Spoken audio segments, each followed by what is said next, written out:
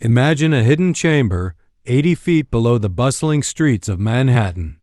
Behind a door weighing more than 90 tons lies a treasure so vast that it has shaped the destiny of nations.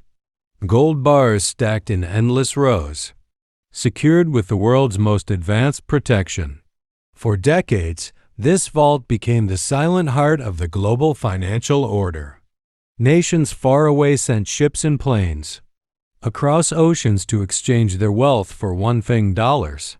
But the real question is, how did a simple piece of paper, not backed by any physical asset today, become the ultimate weapon of power? And more importantly, how long can that power last? This story is not about wars fought on battlefields with guns and tanks. It is about wars fought silently with currencies, debts, and deals sealed in backrooms. A story about how one currency became the lifeline of the world economy, and how cracks are now beginning to appear in its mighty foundations. Stay with me, because what you are about to discover might change the way you see global power forever. The backbone of modern dominance is not aircraft carriers or nuclear missiles. It is the ability to control money, the world's trade currency. If the dollar remains strong, the superpower behind it stays strong. But the moment the dollar begins to lose relevance, the empire itself begins to tremble. That is why discussions about new currencies, alternative systems, and financial alliances always cause ripples across the globe. The idea of creating a rival currency has been floating for years. Groups of nations have suggested bypassing the dollar system to trade in a new common unit.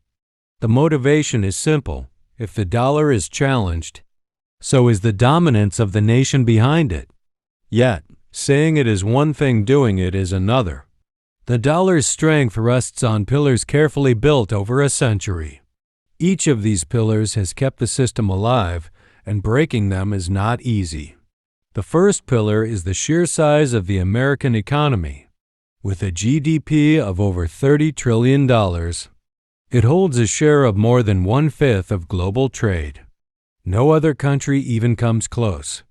China, the second largest economy, stands far behind. This massive economic size makes the dollar the natural choice for trade and transactions. The second pillar is reserves. Across the world, central banks store billions, sometimes trillions of dollars to stabilize their economies. Over half of all global foreign exchange reserves are still held in dollars. The euro comes next, but with less than half of that share. The Chinese yuan, despite all the talk, barely holds 6%. Even countries that openly oppose American policies still hold large amounts of dollars because they simply have no choice. The third pillar comes from history. In the aftermath of World War II, the global economy was in ruins. A grand conference created a system in which the dollar was tied directly to gold.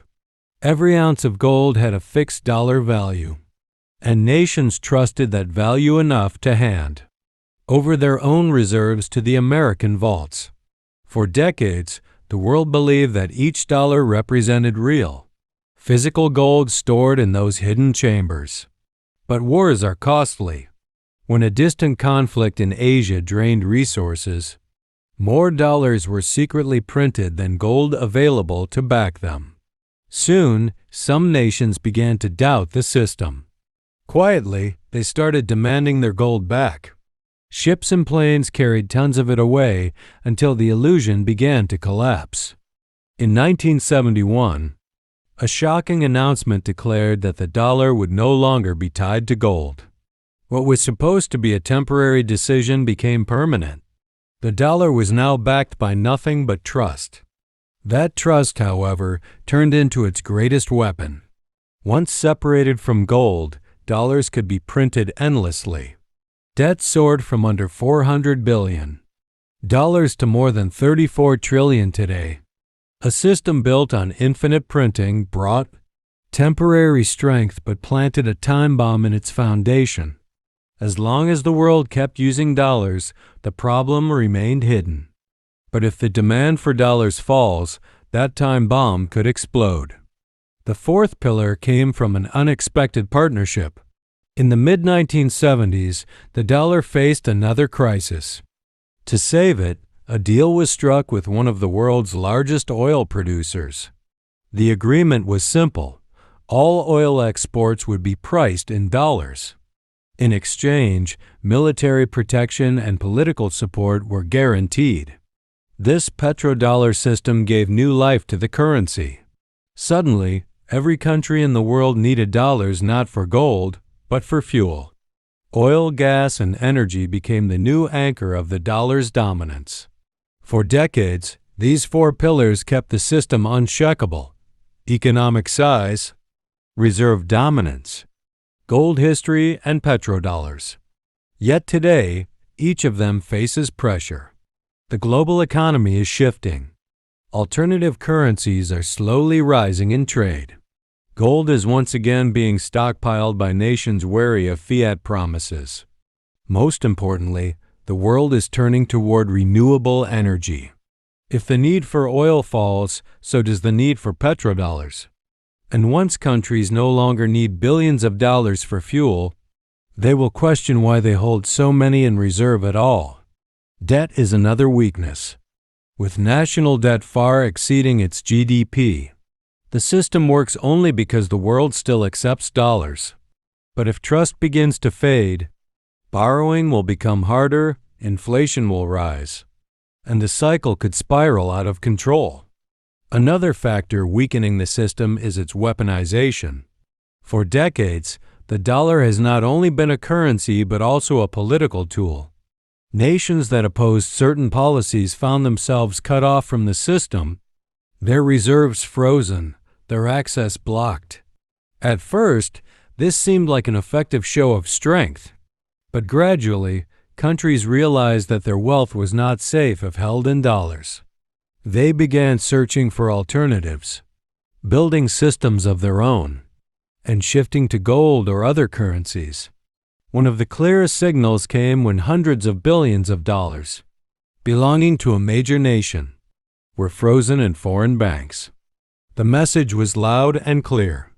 Reserves in dollars could vanish overnight if politics demanded it. Trust was shaken, not just for one country, but for the entire world. This erosion of trust is perhaps the most dangerous crack in the system. When the foundation of money is belief, losing that belief is catastrophic. Nations have started to diversify, moving away from a single currency dependence. Trade agreements now include payments in local currencies, bypassing the dollar entirely. Does this mean the dollar will collapse overnight? History shows otherwise. When the British pound lost its crown as the world's dominant currency, it didn't vanish. It simply stepped aside, gradually losing power until it settled into a secondary role. The same could happen here. The dollar may remain important, but not unrivaled. Still, the consequences are profound. A reduced role for the dollar means a reduced role for the empire behind it. Without the privilege of printing endless money, debts become harder to sustain, wars become costlier, and influence becomes limited. This transition is not just about economics.